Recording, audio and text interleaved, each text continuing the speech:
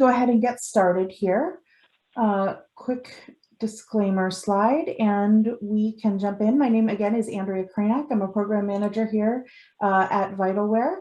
And I'm very excited to introduce to you all of our panelists for today's discussion. We have three panelists today. We have Terry Rinker. Terry is the Executive Director of Revenue Cycle Performance at Community Health Network in Indianapolis, Indiana. Hi, Terry. Hi. And then we have John Settlemeyer. John is the Assistant Vice President of Revenue Cycle at Atrium Health in Charlotte, North Carolina. Hi, John. Hi, Andrea. And then we have Susie Cheddar. Susie is the Revenue Integrity Director at Cleveland Clinic in Cleveland, Ohio. Hi, Susie. Hi. Great. And you'll have this information in the slide deck if you want to read their complete bios. And you'll have that information for you after the program as well. All right, so let's go ahead and get started, and we are going to jump right in. Let's sort of set the stage for everyone this morning, and maybe if you could just tell us a little bit about your hospital or health system and your roles and responsibilities there. I think that'll kind of get everyone on the same page as we get started here. And then also, if you want to talk a little bit about maybe some ways that the revenue cycle is functioning a little differently now compared to the days a year or so ago when sort of everything was upended and changed. So your organization, your roles and responsibilities, and maybe what looks different these days. Does anyone want to get us started? Sure. Okay, great. I'm Terry Rinker, and as Andrea said, I'm the Executive Director of Revenue Cycle Performance with Community Health Network. And Community Health Network is in Indiana. We've got 6 acute care hospitals, a couple of rehab hospitals, 10 surgery centers, and we have the physician offices, urgent care centers, things like that. There's about 12,000 employees. So, and it's mostly in Indiana. We have a surgery center and some offices in Michigan, but most of it's Indiana. And as the revenue cycle performance executive director, I have some unusual things that aren't always in the revenue cycle, including utilization review. So that team reports to me, as well as both the clinical denial and the administrative or soft denial team, and then quality assurance and compliance. Somebody referred it to the island of misfit toys for what we have going on in that area, but it really is a nice fit. When we started, we had 3 office buildings, 2-story office buildings and a large office park. This was before COVID. We've now closed 2.5 of those buildings, and so everyone has moved home. And the plan is to stay home, so it's very different. During this time, we brought another hospital into our network, and that's the hospital I used to work at. And so all of those people had to be trained remotely, had to learn a new system, all while working from home, and have frequently had new managers and directors. What stayed the same, though, was our mission and our goals, and unfortunately, we still have the same issues with payers that we did before COVID. So that's a little bit about me and my organization. Yeah, thanks, Terry. Let's see, Susie, did you want to go next? Sure. Hi, I'm Susie Cheddar from the Cleveland Clinic. We have approximately 18 hospitals and over 220 outpatient locations, approximately 67,500 caregivers worldwide. So we've got some facilities. The first was in Abu Dhabi, and we are working on opening our London hospital later this year. So that added some interesting perspectives of our workload and development. We were thrilled to be ranked 2nd among the world's best hospitals in 2020 by Newsweek. So that was a very great distinction, especially during all the difficulties and interesting hurdles we went through for COVID and the pandemic. we've stayed true to our mission. So our mission has been caring for life, researching for health, and educating those who serve. And what I'm finding is we're doing things differently, as Terry mentioned. And I laughed because we refer to ourselves as the Island of Misfit Toys. So I was laughing because that's kind of the same catchphrase. For my organization, Revenue Integrity has the traditional charge master under that umbrella. And then we work with a lot of our regional hospitals with coding and claim edits. But we basically partner with all the other areas. So the coding area, compliance, charge capture. And I think what really benefited us in 2020 was having those relationships before we all had to work remote, because I'm finding that it's a little more challenging to engage with folks when you're remote. Not everyone's comfortable turning on their camera. So generally your conference calls are talking to a bunch of circles with initials, and you can't gauge everyone's reaction. So I think having some of those relationships helped us continue to work together very well. And what I see continuing, we were able to leverage, we had done some work at home in the past prior to 2019. So I think we could leverage some of that workflow to really help the process. But I know that now that we know it's official, same thing that Terry mentioned, we had pretty much everybody on site. Everyone has been working remote, and for the most part, a majority of caregivers will remain remote. Now we've got to focus on continue to engage with those folks, because I think while we were going through the pandemic and we were all secured and we were, sheltering in place, we were all on board. Now it's the reality of this is a permanent situation. So how do we make sure that people are supported and feel engaged and, recognized? And if they're struggling, reaching out and making sure they get support. So that's, I think, one of the things that we'll be trying to really expand upon this year. And that's something we'll dig into in just a slide or two as well. So that's great. Yeah. Thanks, Susie. How about you, John? Hi there. This is John Settlemeyer, and I'm with Atrium Health in Charlotte, North Carolina. So we are across North and South Carolina and Georgia. And in totality, with all of our enterprise facilities, we have about 50 plus hospitals that are part of Atrium Health. I am responsible for corporate charge master operations and rate and pricing. But similar to Susie, I work very closely in hand with the billing office, the coding team, compliance, et cetera, et cetera. So it's all a very intertwined networking relationship. My staff really was remote 70% of the time prior to the pandemic. So, we were already really accustomed to remote work. But it has been, different to not physically be in the office one day a week over the past year, or 1 or 2 days a week, to maintain that face-to-face relationship. And like both Terry and Susie have mentioned, I'm not certain what the future will hold. I know that we have given up real estate just like Terry has, and so it's definitely going to look differently, but I don't really think we've missed a beat, to be perfectly honest. I mean, I think I've been very fortunate to have a high functioning team that has just completely gone on with business as usual, and that's been very very great for us. I will say, just from being inside a niche within the organization, looking across our entire revenue cycle, to several things that have been very, very challenging to us this past year would be, we did an astronomical amount of virtual care. So we've, had to deal with the landmines of navigating billing for that. We have booked pretty close to 1 million vaccine administration charges. So we're in the throes of making sure those claims get submitted to payers correctly.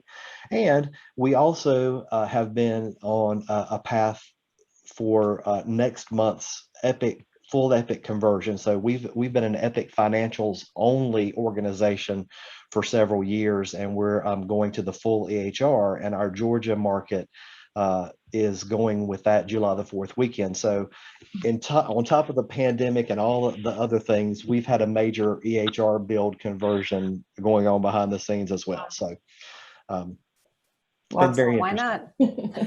Why not? Yes, exactly. Well, I appreciate you taking the time to be here today. Have I said that yet? We'll say that again. You're welcome. Underline it a few times. All right. Well, thank you so much. I think that helps us here. So let's go to the next, our first actual topic here, the OPPS 2022 proposed rule. So we're going to jump right in here and pull out our crystal balls. We think that, well, that should be out in just a couple weeks now. So do we have any guesses at this point in terms of what's going to be in that rule, or anything sort of that we're hearing in the I don't know, back halls of the hospitals in terms of what we might get? Yeah, I'll start with that. I mean, I have not really heard anything, any chatter, really. I do know that I checked on the OMB website, and they did not receive the OPPS for review until mid-May. So I'm not sure how to interpret that. I mean, I don't know whether, there was a lag in maybe perhaps in the administration changeover, and the new administration appointees, wanting to be involved in the rulemaking process. I don't know whether it was really left to the agency staff this year. I guess half of me anticipates that it might be a relatively quiet year. I hope that doesn't come back to bite me. I mean, obviously, I feel like that we'll see the advancement of procedures removed from the inpatient only list.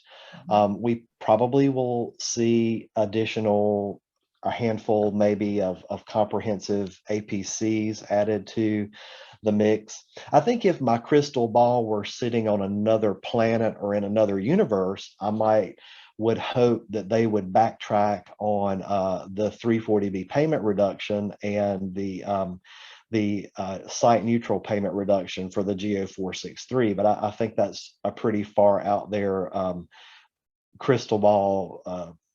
Wishful thinking, sort of. Yeah, exactly. Yeah.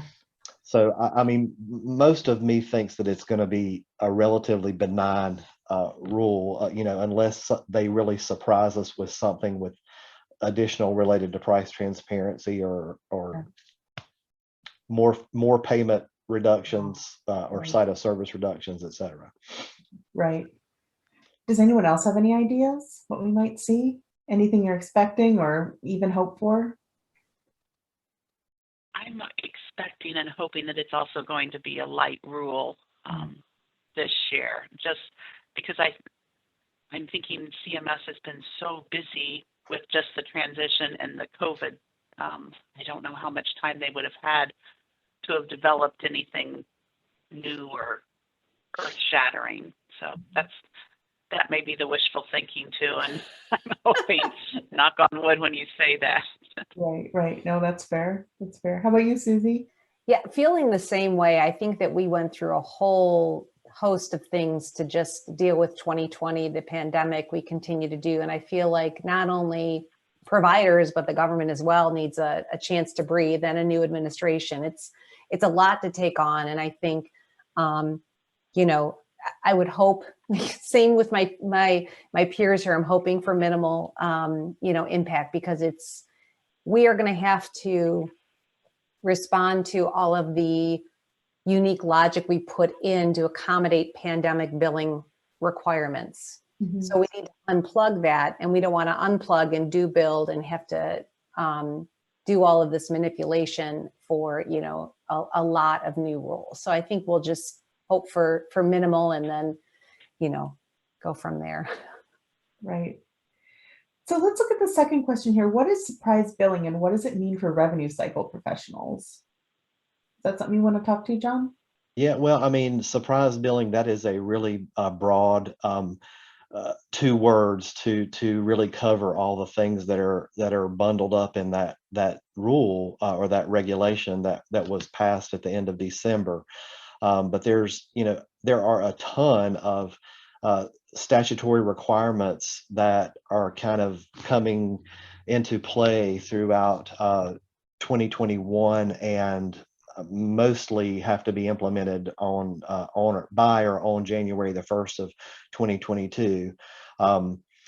You know, the whole concept of, you know, out of network services and, you know, patient quotes and negotiations over, you know, how if there is a dispute between the payer and the provider on, you know, how to resolve payment for out of network services. I mean, there's a whole just complete ton of stuff that is going to have to be promulgated through rulemaking this year.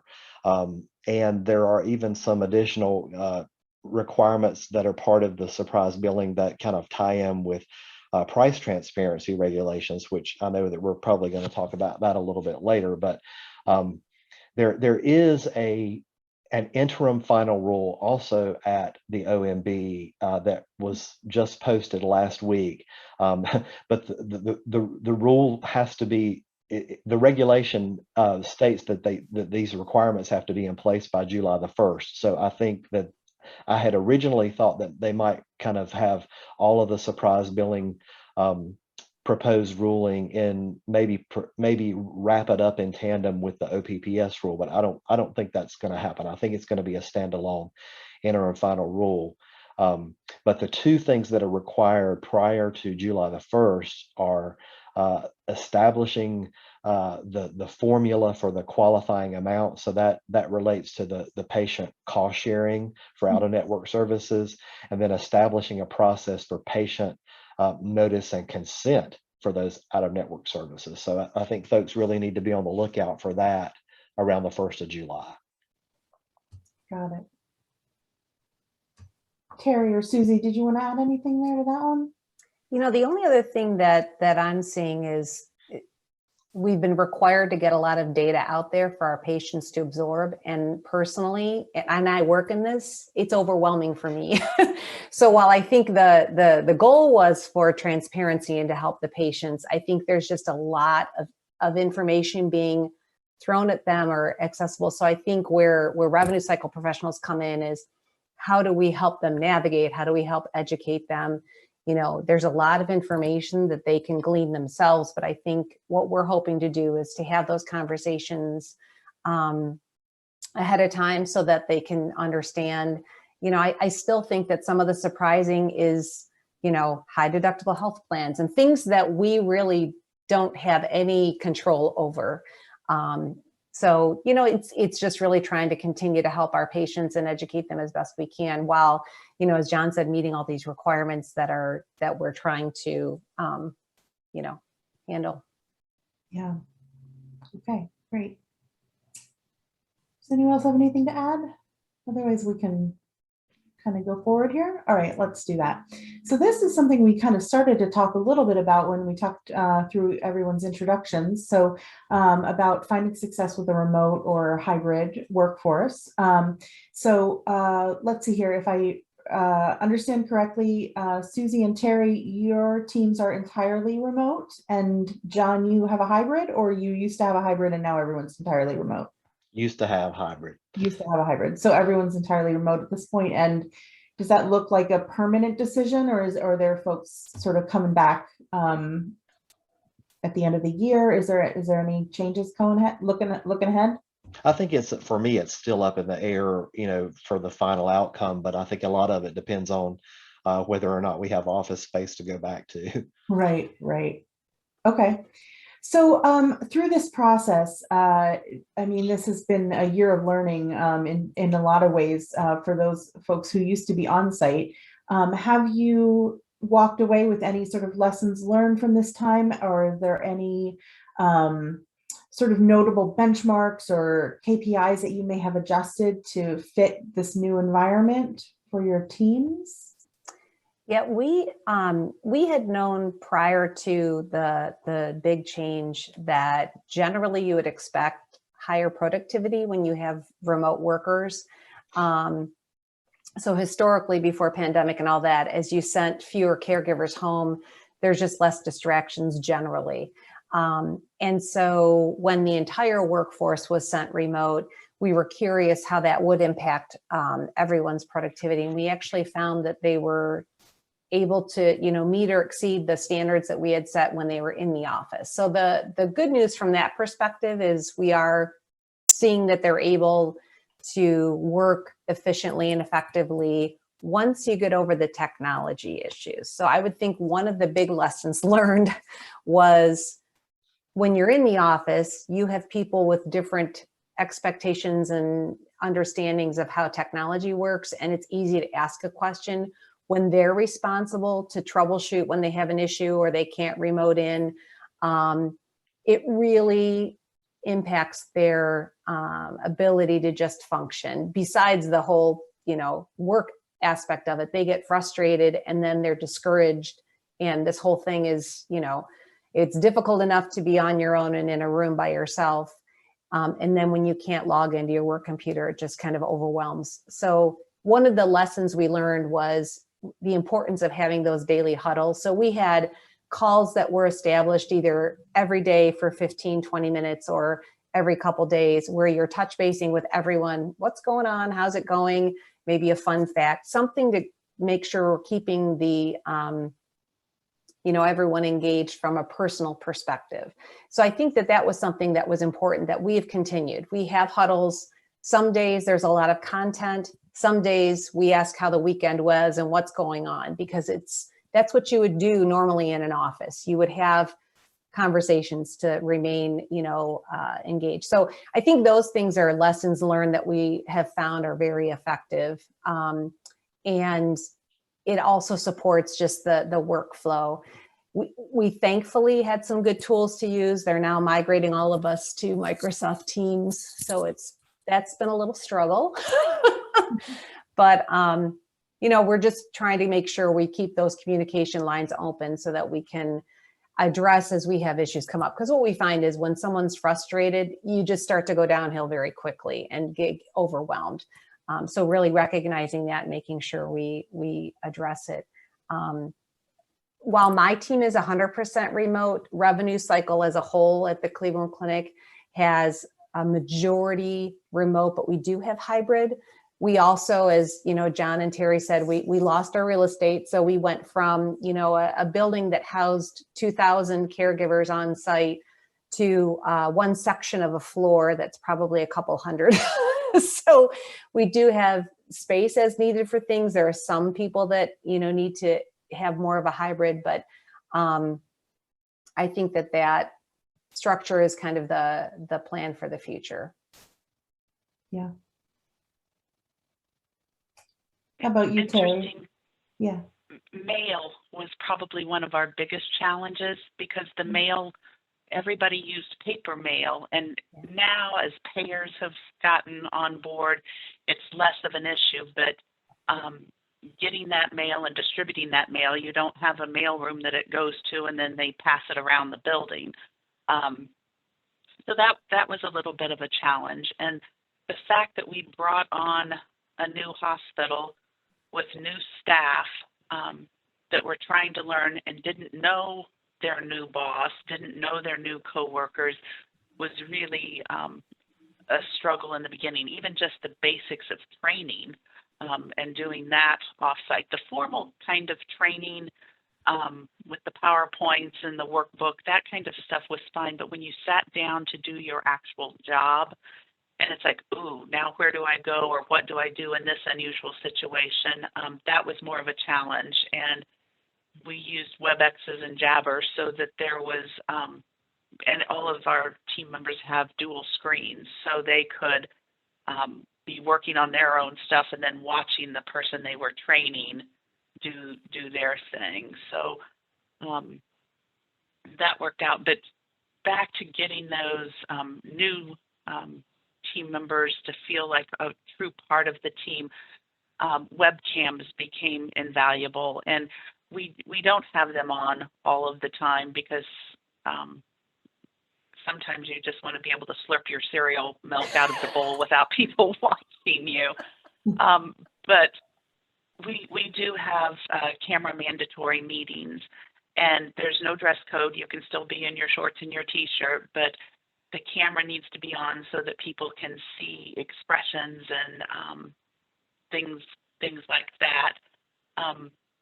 Our WebEx meetings have little emojis that now like will show hand clappings or thumbs up or things like that, and so we're big fans of using those. And then people have started becoming creative with the backgrounds they put behind them. One of our denial team members sent it out for her whole team, and they're all denial divas, and they have like a crown behind them. And so we've tried to at least make the webcam not a horrible thing. But it has been an adjustment, especially if you're a social kind of person who maybe shared an office and had lots of conversations. But like you said, Susie, our productivity didn't change. So very pleased with that. Yeah, great. How about you, John? Yeah, I mean, I concur. I don't really, I've not observed any change in productivity. And again, I mean, to be perfectly honest, most of my people have been working 2 jobs in anticipation of this epic go live. So, I mean, you got to keep up with your regular work as well as the build. You know, and I'll just say one of the things that I think's been difficult remotely that I've tried to be very intentional about is teammate recognition. So, I mean, you know, just birthdays, service anniversaries, etc. I mean, I've tried to be very, very diligent about doing that recognition. Mm-hmm. Good. Are there any changes that we kind of haven't talked about yet that any of you made to improve work-life balance or increase remote work success that you intend to sort of keep from here on going forward? The one thing we did, we had a gentleman retire, and his direct manager had a luncheon, and you know, people were comfortable, join. Everybody came. We had one individual who was not very talkative generally in the office, who was excited to see everyone, spoke the whole time. So we found that was hugely successful. Everyone was so thrilled to see each other. And then I did the same type of thing with my team. I had a new caregiver who, you know, started during the pandemic. So just to be able to see everybody in person. So I think at least quarterly trying to do something in person is what we're going to hopefully try to do, because I think we're doing all the things we can with the computer and the video and huddles and whatnot, but at least being able to have that infrequent in-person, you know, we're not seeing conferences happen yet. So I think it gives us an opportunity to have in-person contact. And, you know, for some of the things we have to go through, whether it's engagement or, you know, key productive measures, those types of things, it gives us an opportunity to do that in person, as well as having a social lunch or something like that. So I think that'll continue. My organization has announced that COVID vaccines are required for all caregivers. And so by September, everyone will have been vaccinated except those with an exemption. So I'm really hoping we can start doing some in-person things at that point. Mm-hmm. Great. Anything else on this one? All right, let's jump ahead. The next topic we wanted to talk about was managing payer policies. So the first question is, how are you staying on top of this, and what are you seeing in terms of the number of policy changes? So I know last year it was sort of, from what I gather, something of a fire hose of changes from payers. So has that level maintained itself through? Are we still looking at sort of that inundation, or is it leveled off at all? What does it look like these days for you? And is that across payers? Is it certain payers? How is that? What does that look like? Let's see. I think during COVID, the policies we were seeing were all related to the public health emergency, treating vaccines, and then telehealth. But now all of that stuff the other normal stuff that we would have been seeing policies, we are getting hit hard. The fire hose has not shut off for us. It's almost like they had all of this stuff lined up and ready to go. They put it on hold for COVID, and now we're through that. So let's catch up, so to speak. So we depend on listservs, payer meetings. They're all virtual and remote, but we do meet with our provider advocates. The CMS listserv is valuable for keeping up. You get a lot of emails, but at least it's there.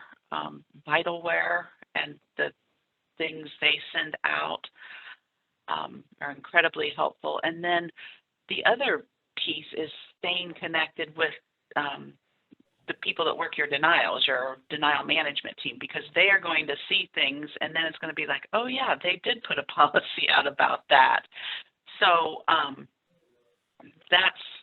that's the way we've been handling it and trying to stay on top of those policies. Mm-hmm. Carrie, can I ask you, I mean, how productive do you see your provider advocate meetings? Do you participate in those? I do. Our provider advocate meetings always start with an update of their policies and their payer policies. If it's productive in regards to, we have a spreadsheet that we put cases on that we need them to review, that's not particularly helpful at all. But the fact that they come and update us, that to me is the valuable piece of it. I sit in. Do you not find them? Well, I mean, I'm not an active party, I guess, to those regular meetings. I participate, but it's not my primary responsibility. But I just kind of listen to and it just seems like for every payer, every meeting that I'm in, it's just like rehashing the same things over and over and over and over and over, and nothing ever gets resolved. At an account level, I agree. Yeah. Do you have people from your contracting area involved in those meetings? So we've got like RevCycle as well as contracting the payroll. Yeah. And I think we've done a pretty good job keeping issue logs. So we try to make sure that when it comes time for, renegotiation, we kind of look and see how well or difficult payer has been. But yeah, it feels like we were all just treading water, and now everybody's getting caught up, and all of a sudden, like part of what we saw last year was just everything we had to deal with relation to the public health emergency and how do you need it billed in what manner, and now it's just, okay, now we're catching up from the past 9 months or a year of, now we're going to throw all this stuff at you. So it feels like there was a couple months where we were all just trying to move everybody home. Now we're getting through that backlog, and we're getting inundated with some of that work that maybe wasn't getting done as timely. Sure. Now, Terry, you gave us an extra slide here. Do you want to talk to that for a second? Sure. One of the things we had talked about is what can we do to mitigate this increase? How do we prioritize? How do we figure out what to do? And this is something we've done, not officially, but if you remember from a long time ago, 7 Habits of Highly Effective People with Stephen Covey, he had an urgent, not urgent, and important and not important, and then he divided it into 4 quadrants. So we divided ours into high volume denials or issues, and then low volume, and then big dollar and small. So if you look at a big dollar and a high volume of it, that's in quadrant 1, and that's a do. We need to address that. And at our organization, those are generally our oncology drugs. It's either a new drug that's super expensive but is very successful, and we're having issues getting it paid. You can also have a high volume, but the reimbursement that you would get on each test is very small. So that's where you can put some planning in it. And again, these are examples from my organization, and it's labs that don't have an ABN. Labs, you don't get paid a lot, but boy, you sure do a lot of them. So if you can get a plan in place, you can take care of a lot of that. If it's big dollar and low volume, Stephen Covey said delegate that, and those are the things that are rarely done. Some weird surgery that we didn't get a prior auth on. That's not where we're going to focus our time. And then obviously the small dollar things and low volume, one, we rarely even see those. I mean, they don't bubble up to where I'm seeing them. So that's kind of how we prioritize that onslaught that just seems to keep coming and coming. So that was my poor Stephen Covey's probably not thrilled, but you get the idea. I like it. Well, thank you. Yeah. Is there anything else? Is there any other ways that people have tried to mitigate this, or do you do this sort of informally in your organizations, or? Yeah. I'd say informally, yes. Yeah. You know, the other suggestion I'd have is working with those professional organizations on some of those big things. I'm thinking about United Healthcare and their emergency department downgrade. That came from a lot of people verbalizing their concerns with that issue. And then white bagging is the other big issue we're seeing with pharmacy. And I know our Indiana Hospital Association and Pharmacy Association are working on those. So the information that can be shared from our side of the world with those organizations can help slow down some of that onslaught and maybe just make things safer and easier for patients too. Well, I mean, especially AHA. I mean, I know that they have been extremely active and busy over the past probably year with various things from one particular payer. I won't call them out, but you know, it's very, you know, I always encourage and everybody to reach out to the, like Terry said, the national organizations and the professional societies, because you know, it takes a village to get action. Yeah. All right. Well, let's keep going then. Our next topic is telehealth. So how has your organization's use of telehealth continued to evolve in the last year? How are you handling the challenges and opportunities it brings to the revenue cycle? And what are your goals for 2021? Let's see here. Susie, do you want to? Sure. Yeah, I had looked up to see, I know there was a lot of stats going around last year. So just checking out on the Becker's information, they had an Amwell 2020 physician consumer survey, and they had showed that the physician use, the patient's use of telehealth went from 22% in 2019 to 80% in 2020. And I'm assuming, you know, throughout the pandemic. So where are we in 2021? So I'm kind of looking at all these questions together. And the Cleveland Clinic had done some virtual health. So thankfully we did have some modes of, you know, delivery in place. Using Epic and their MyChart application really supported the rapid expansion of telehealth. So we've continued to offer those, but we thankfully had patients coming back in person. So we're seeing about a 20% utilization this year, telehealth versus in person. And I think it's going to really depend on what the payers do. So when Medicare went and did their huge list of covered benefits for telehealth, we were able to provide all of those and build workflows to be able to continue to deliver care. I think similarly to what we experienced, I think in the past, we didn't expect to have 100% remote workflow. I don't think that CMS expected to have huge utilization of telehealth, but when, you know, the pandemic hit and we were in this situation, we found that we could be very successful doing these things remotely. And it's necessary. The patients that had ongoing conditions that needed to be monitored, we needed to keep in touch with them and we needed to do it safely. So I think it was beneficial from a patient health and safety perspective to allow us to continue to be engaged with our patients, because, you know, if you have a medical condition that going untreated will get worse and then you're potentially going to have a negative outcome, that's not what any of us want. So I think what we're looking at for 2021 is just hoping that a lot of these things continue to be covered. I think we'll be looking at different ways and technologies to utilize. I don't know if anybody on the call had talked about medically home, but there was a workflow that we were looking at. We've not moved forward yet, but it's truly treating the patient in their home, but they are an inpatient status. So they would be admitted to the hospital, but then literally transferred to their home and have ongoing care and billed as an inpatient.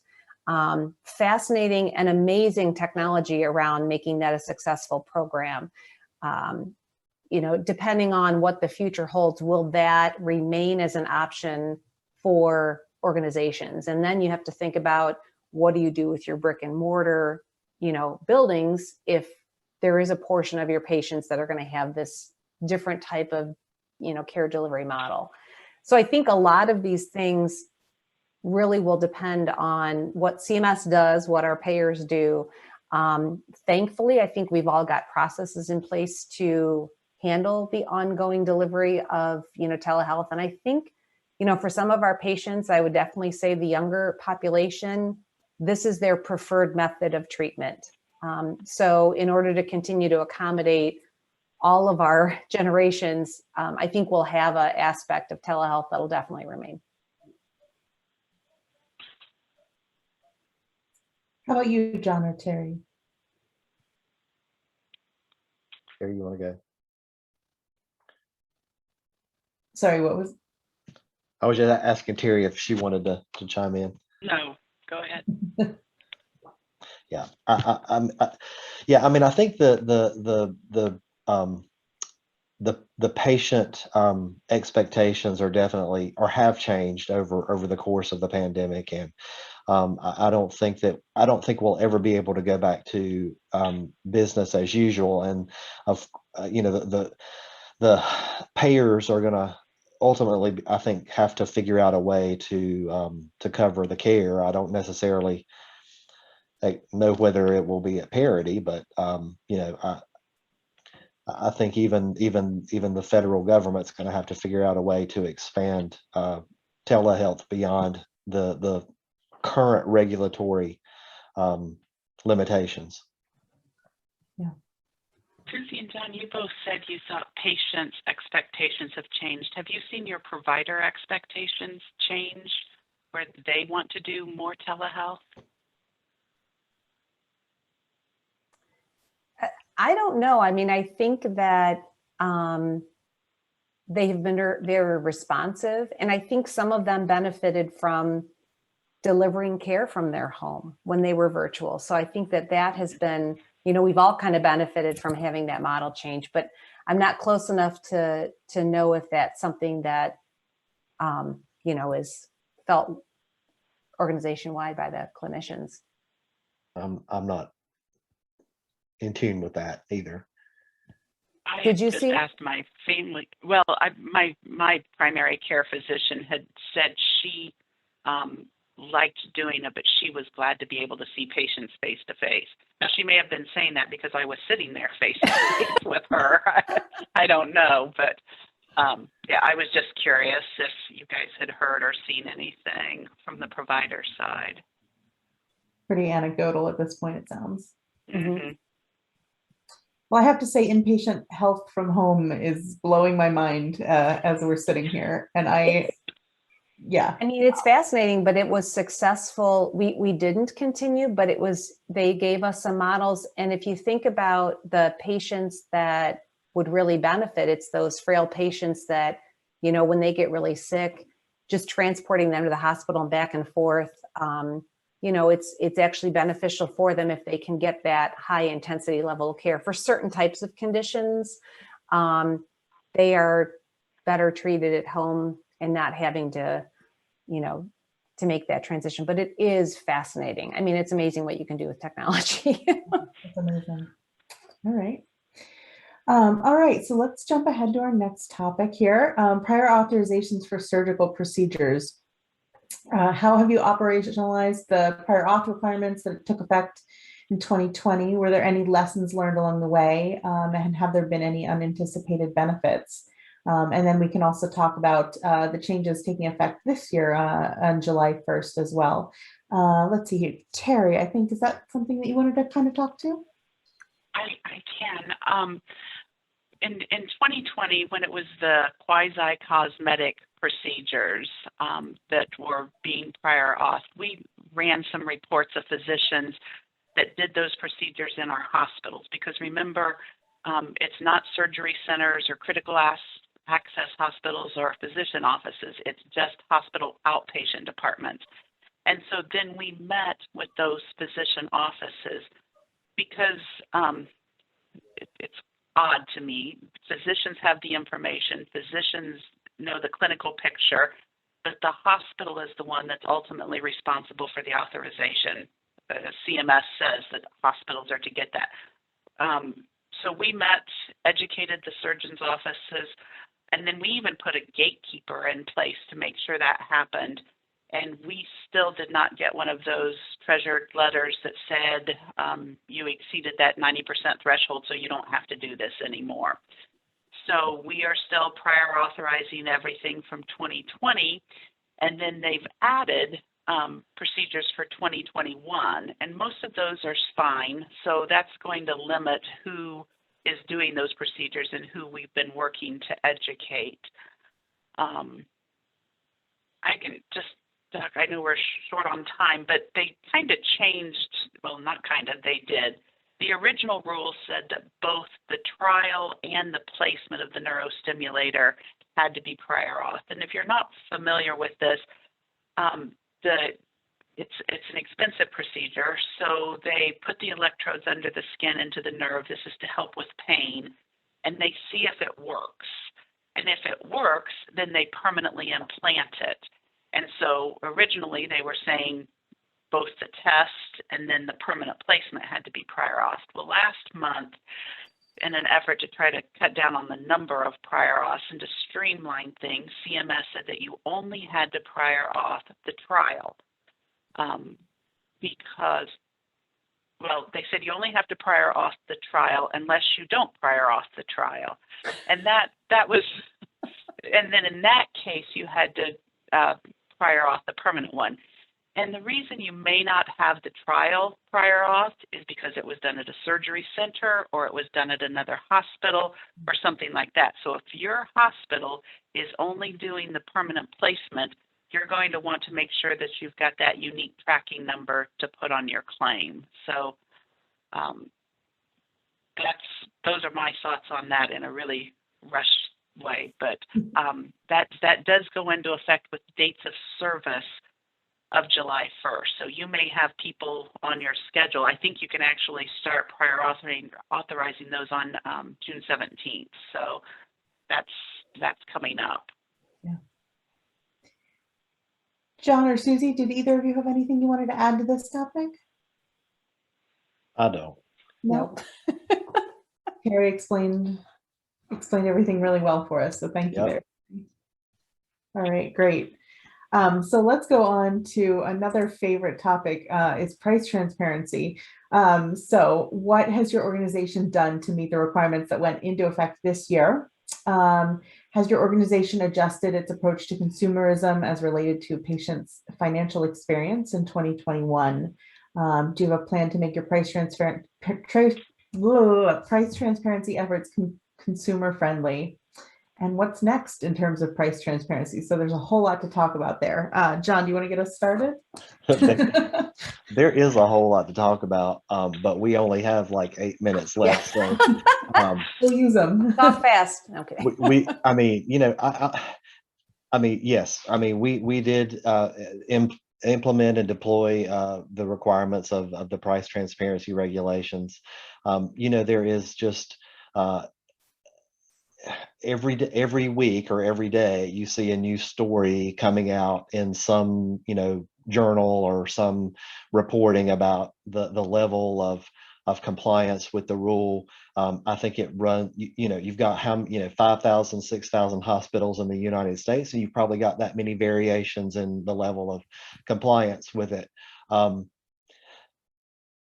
Just from my standpoint, I'm kind of beyond. I'm over lamenting about the fact that it's been implemented. It's not going anywhere. There's a heck of a lot more coming down the pike, and I think people just need to get on board. That's just my personal opinion. But I mean, what's next? I mean, I really wanted to just mention, in this setting, for people to be kind of aware of the things that are coming down the pike. With back to that surprise billing legislation, there are some components of that which tie in with price transparency. So starting in January of 22, not only will we have the transparency and coverage requirements, so the payers will have to publish their machine readable files, but as part of this surprise billing legislation, providers will be required to generate good faith estimates for all scheduled services that are scheduled more than 3 days in advance, and they will have to provide those either to the patient's health plan or to the patient themselves if they're uninsured. And then that will kind of trigger a process for the payer to provide an advanced EOB to patients if they request it. But I think the thing to kind of have in your head around where we're going to be January 1st of 2022, you're going to have hospital price transparency. You've got the hospital machine readable files. You've got the hospital cost estimation tools or shoppable services files. You'll have the insurer machine readable files. You'll have the insurer cost estimation tool, and we'll have this good faith estimate and advanced EOB requirement. So where is the patient going to go? I guess, where is the patient going to go for accurate information? And I think we all in revenue integrity or revenue cycle just need to kind of be in tune with the fact that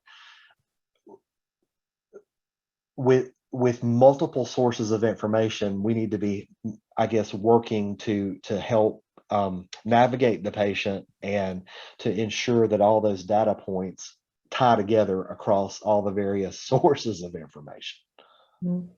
I feel like we'll experience what clinicians experienced when the internet, people come in. I have this condition. I Google searched it, and this is what they're going to come in there and say. Now I searched on price transparency, and this is what I should be paying. So I feel like we're going to experience that. But it's going to be fascinating how we all get through this. I will say a shout out, a very big thank you to VitalWare. So we relied on you for some of our reporting requirements. So I think that benefited us, that our vendors were like ready and willing to gather our data, get it into a mechanism that we could then report on. So a little shout out to VitalWare. And that was, Easy. How about you, Terry? How's it going for your organization? Well, you think you're good. I mean, we've certainly made a good faith effort. We believe we're good. But I don't think you know for sure until there's that formal complaint or someone checks your website and doesn't agree with you. But we have both the price transparency and then the patient estimate piece. The trick is getting that information out to everybody so that they're aware of it. And by everybody, I mean all of the caregivers at Community Health that can then share that, because patients are going to mention when they're laying in bed and they're talking about doing some procedure, or when they're talking to their doctor, does the physician office know that service is available? So that's, I think that communication piece is really important. Yeah, for sure. All right, well, we have just a few minutes left here. I think maybe what we can do to wrap up is just go with, is there any sort of final thoughts that you'd share with other revenue cycle professionals as we kind of forge ahead into the second half of 2021? Does anyone want to start? That just Celebrate continue. your success. Oh, yes. Go ahead, Susie. I was going to I say, think we're saying about the same thing. I was continue to like collaborate and communicate, but definitely celebrate. I like that. I like that better. Yeah, I mean, we have gone through something that other revenues, I mean, it's just never happened before. So Right. I think we should take pride in what we've done and what we've accomplished, and take pride in that. Yeah. That's great. How about you, John? I think it surprises me that the year is half over with already. True. Pretty wild. All right. Well, thank you, all of you, for joining us today for this program. We didn't have a ton of time for questions. I'm sort of unable to check both at the same time. So if there are any questions that did come in, that we'll have to get back to you afterwards with those answers. So, but thank you to our panelists, John and Susie and Terry, for being here today and taking your time to speak with us. And thanks to everyone who listened to our program today. Let's just see if there's any closing notes here.